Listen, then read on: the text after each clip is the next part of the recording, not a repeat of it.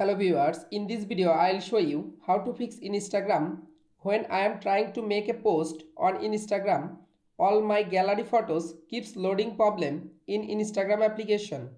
If you want to solve this problem, please follow the step. Step 1. Long press or long tap in Instagram application. Go to apps info. Click on storage. Again click on clear data. Tap on clear cache data. Step 2. Open Play Store. Go to search. Search Instagram app. Update your Instagram application latest version. Step 3. Restart your device and again open it. Step 4. Again open your Instagram application. Click on plus icon. You can follow all of the steps to fix.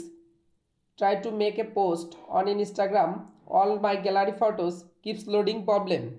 If this video helpful for you, please subscribe our channel and like this video.